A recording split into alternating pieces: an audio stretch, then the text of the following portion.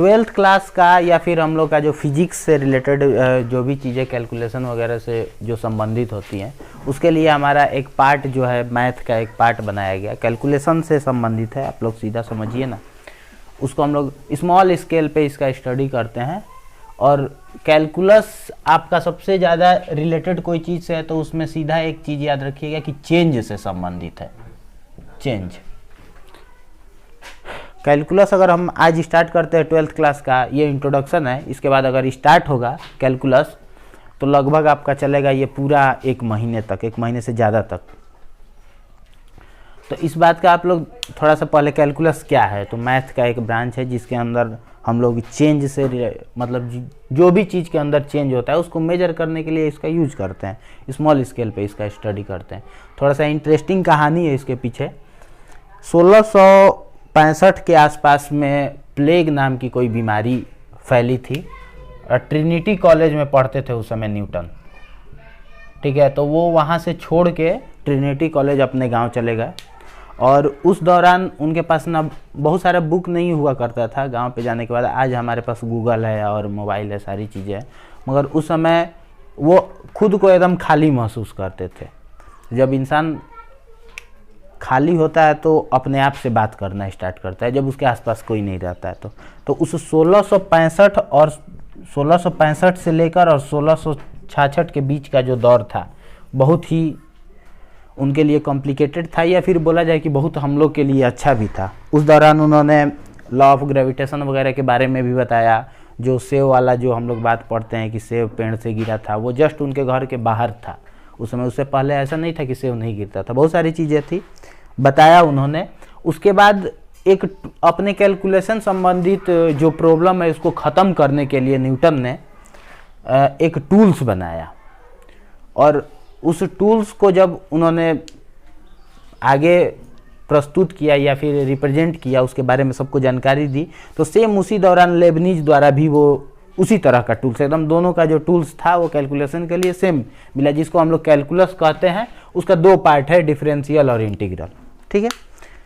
और ये रिलेटेड किस चीज़ से है? चेन से। इसका प्रैक्टिकल एप्लीकेशन हम लोग फिजिक्स में पढ़ते हैं। मैथ में तो ये कैसे कैसे ये प्रोसेस है, इसमें डिफरेंशिएशन प्रोसेस होगा और इसमें इंटीग्रल कैलकुलस में एक प्रोसेस होगा इंटीग्रेशन जो यूज होगा। ये जो भी चीज़ें इसमें पढ़नी है डिफरेंशिएशन बेस्ड होगी, और इसमें जो भी चीज़ें पढ़नी होगी हम लोग को इंटीग्रेशन बेस्ड होगी। तो डिफरेंशिएशन क्या करता है, तो आप लोग वैसे भी सामान्य लाइफ में देखा जाए तो हर एक चीज़ें एक दूसरे के रिस्पेक्ट में बदलती रहती है, चेंज होती रहती है।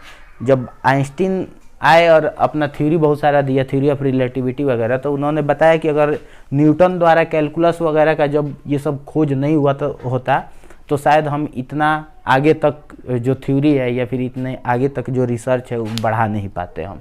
उन्होंने खुद बताया था, क्योंकि वो इन्हीं सब चीज़ों के बारे में ही अपना जानकारी दे पाते दुनिया को, इससे आगे नहीं दे पाते। तो न्यूटन के द्वारा जो भी चीज़ें कैलकुलस से संबंधित दी गई थी उसमें डिफरेंशियल वाला पार्ट देखिए, ये दोनों में संबंध देखिए कि इंटीग्रल कैलकुलस का लगभग 250 BC में ही हो गया था, और इसका हम लोग खोज या फिर जो इसके बारे में जो जानकारी मिली हमको 1600 में मिला। 1665-66 के आसपास हम बताए ही थे कि 1670 के आसपास में ये कैलकुलस पूरा हम लोग के आ गया एप्लीकेशन में। फिजिक्स में आप लोग देखते हैं कि जैसे मान लीजिए एक रॉकेट के लिए यूज करेंगे तो रॉकेट का स्पीड हर जगह सेम नहीं होता है, चेंज करता है। जब लॉन्च होता है उस समय इंक्रीज करता है, यहाँ से फिर स्पेस में जाता है तो उसका वैल्यू चेंज करता है। या फिर ऐसे जनरली बाइक का ले लीजिए, कार का ले लीजिए, तो उसके स्पीड को मेजर करने के लिए हम लोग क्या करते हैं, कैलकुलस का यूज करते हैं। ग्राफ वगैरह भी पढ़ते हैं हम लोग, स्मॉल चेंज उसमें जो होता है हर एक पॉइंट पे ऐसे लिखते हैं कि ये टाइम हो गया और इसके द्वारा जो डिस्टेंस ट्रेवल किया जा रहा है वो, और हर एक पॉइंट पे हम लोग क्या करते हैं उसके द्वारा जो मूवमेंट है उसको मेजर करते हैं और कहते हैं कि ये हमारा कर्व है, इसका डिस्टेंस टाइम ग्राफ, ऐसे करके। तो कैलकुलस का हर एक जगह यूज है, आप लोग इस बात को ध्यान दीजिएगा। और ये समझ लीजिए कि कुंभ के मेले में बिछड़े हुए 2 भाई थे, दोनों एक दूसरे से मिल गए 1800 साल बाद, 1850 साल बाद। इंटीग्रल वाला पार्ट और डिफरेंशियल वाला पार्ट, मतलब ये समझा जाए कि दोनों एक दूसरे से संबंधित था। उस समय ये कोई नहीं जानता था कि इसका एक और कोई पार्ट है, ऐसा करके। और देखिए डिफरेंशियल कैलकुलस में आप लोग पढ़िए कि जो चीज़ चेंज होता है, बहुत सारा इसका एप्लीकेशन है। जैसे पहला आप लोग एप्लीकेशन चेंज कीजिएगा, रेट मेजर इसको हम लोग बोलते हैं, चेंज या फिर हम लोग रेट मेजर बोलते हैं। कोई चीज़ किसी चीज़ के रेस्पेक्ट में चेंज करते हैं तो उसको रेट बोलते हैं। तो उस रेट को कैसे मेजर करते हैं हम लोग, पहला इसका एप्लीकेशन होगा। दूसरा कि हम लोग जैसे वेलोसिटी टाइम के रेस्पेक्ट में चेंज करता है, स्पीड टाइम के रेस्पेक्ट में चेंज करता है तो उसका एक्सेलरेशन बोलते हैं।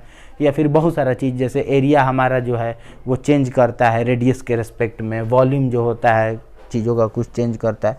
सेकेंड पार्ट हम लोग मान लो इसमें पढ़ेंगे कि मैक्सिमम वैल्यू, कोई फंक्शन जो होता है वो मैक्सिमाइज कब होता है और मिनिमम वैल्यू कब देता है, maxima and minima.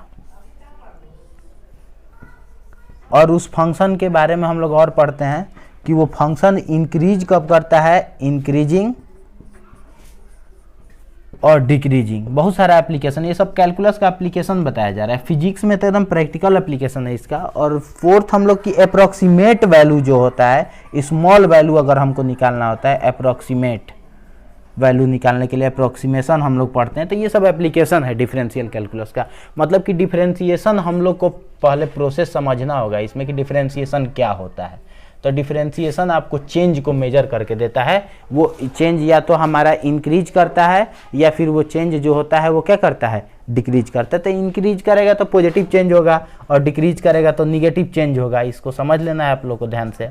Negative change होगा कि वो चेंज किस प्रकार से हो रहा है, ठीक। तो डिफरेंशिएशन आप लोग का एक प्रोसेस है, कैलकुलस का ही एक पार्ट हुआ। तो जो डिफरेंशियल कैलकुलस जिसके अंदर हम लोग चीज़ों को स्मॉल पार्ट, जो उसका चेंज होने के बाद जो स्मॉल पार्ट आया जिस हिसाब से वो चेंज कर रहा है, उस स्मॉल चेंज को निकालने के लिए क्या करते हैं हम लोग, डिफरेंशिएशन का यूज करते हैं। इससे हम लोग स्मॉल चेंज को क्या करते हैं, फाइंड करते हैं। और फिर नेक्स्ट हम लोग का है इंटीग्रल कैलकुलस। तो सारे चेंज को अगर हम मिला दें, जोड़ दें, एक्यूमुलेट कर दें तो हमारा जो पार्ट बनता है वो कहलाता है इंटीग्रल कैलकुलस, जिसमें आप लोग ये वाला साइन का यूज करते हैं, इंटीग्रल कैलकुलस कहलाता है। इसमें दो पार्ट हो जाता है इंटीग्रल कैलकुलस का, एक डिफिनिट और एक होता है इनडिफिनिट। तो आप लोग को ये पूरा कैलकुलस का इंट्रोडक्शन है, समझ लिया जाए। उसके बाद हम लोग स्टार्टिंग से पढ़ेंगे। इसमें पहला जो पार्ट है उसमें डिफरेंशिएशन कैसे आया, कहाँ से आया, ये तो हम लोग 11th में भी पढ़े हैं, फिर भी डिफरेंशिएशन पढ़ेंगे। उसके बाद डिफरेंशिएशन का एप्लीकेशन पढ़ेंगे। उसके बाद एंटर करेंगे हम लोग इंटीग्रेशन में। इंटीग्रेशन का एप्लीकेशन जैसे एरिया वगैरह सब हम लोग फाइंड करते हैं इसके हेल्प से। तो ये था पूरा हमारा कैलकुलस।